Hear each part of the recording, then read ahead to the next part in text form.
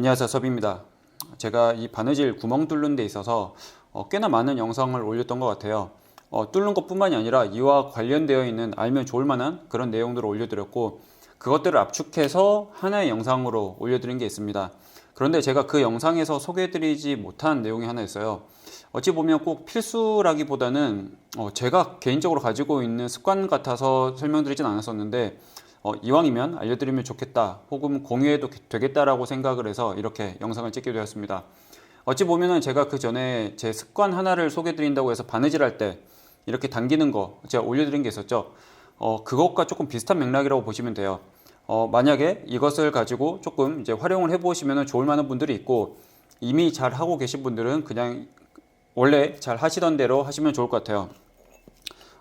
특별한 내용은 아니고요. 어찌 보면은 저는 이제 어떻게 하냐면 이렇게 잡고 이제 위치를 잡은 다음에, 보통 이렇게 망치로 그냥 뚫는다고 하잖아요. 그런데 제가 망치질 두들기는 영상들을 보면은 특히 연속해서 두들길 때 이런 포인트가 있습니다. 이렇게 뚫어요, 저는. 어떤 느낌인지 아시나요? 뭐가 다른지? 네, 혹시 눈치채신 분이 계실까요? 포인트는 제가 나눠서 뚫는다는 겁니다. 물론 이제 여러 번 뚫는다는 개념이 맞지만, 맨 처음에 육상 선수들이 그 신발 스파이크를 신고 뛰잖아요. 그리고 딱 스퍼트를 해서 뛰쳐나갈 때 그때 스파이크 그 바늘이 달려있는 그 신발을 바닥에 딱 박잖아요. 그것처럼 작업을 합니다, 저는. 보시면은 여기서부터 처음부터 빵빵빵 치는 게 아니라 이 상태에서 잡고 처음에는 힘을 정말 최소한으로 줍니다. 그냥 이 망치 무게만 쓰는 거죠. 정말 이렇게만 칩니다. 어차피 이렇게 되면은 이 끝까지 나오지 않아요. 물론 이거는 가죽이 조금 얇아서 그러는데, 끝까지 나오지 않는데 나눠서 친다라는 개념으로 한 번 더 칩니다.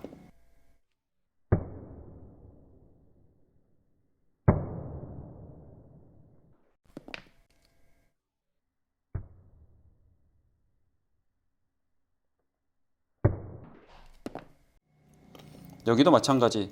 만약에 내가 뚫는다고 하면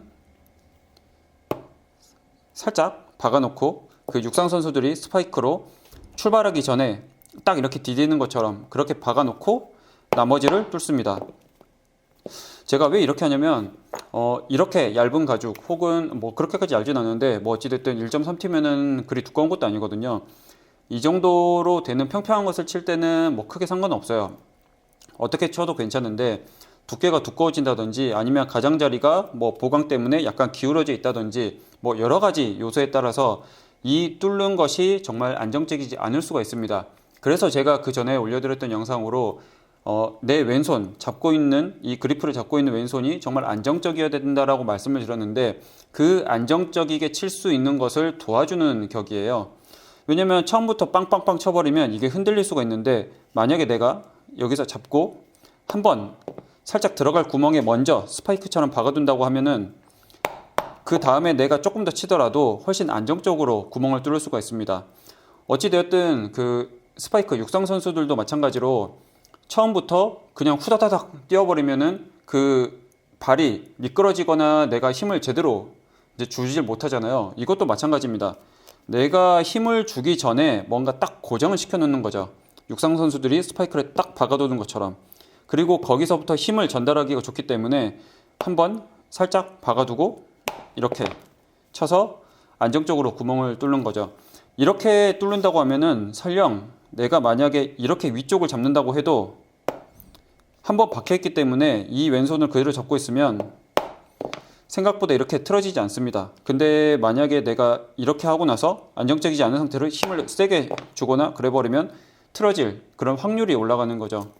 그렇기 때문에 제가 올려드렸던 영상 말고도 지금 말씀드리는, 제가 주로 하고 있는 그런 팁, 살짝 그 스파이크, 육상 선수들이 스파이크를 딱 꽂아서 박차고 나가는 것처럼 이 그리프도 살짝 먼저 이렇게 나눠서 치시면 조금 더 안정적으로 구멍을 뚫으실 수가 있습니다. 삐뚤어지지 않게 뚫으실 수가 있는 거죠.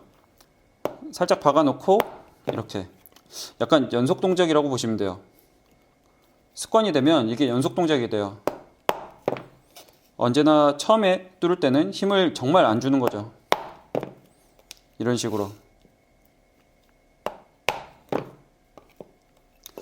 그래서 아마 제가 가지고 있는 이 습관을 조금 활용해 보시면 좋을 만한 분들은, 내가 바느질 구멍을 뚫는데 삐뚤삐뚤 흔들리게끔 이제 그렇게 뚫으시는 분들, 그런 분들 같은 경우는 이 습관을 들여보시면 조금 더 나아지실 수 있는 그런 계기가 될 수도 있을 것 같습니다. 정말 사소한 제 습관이긴 하지만 이것을 가지고 조금 더 이제 재밌게 가죽 공예를 즐기실 수 있는 분이 계시기를 바라면서 다음에는 다른 영상으로 찾아오겠습니다. 감사합니다.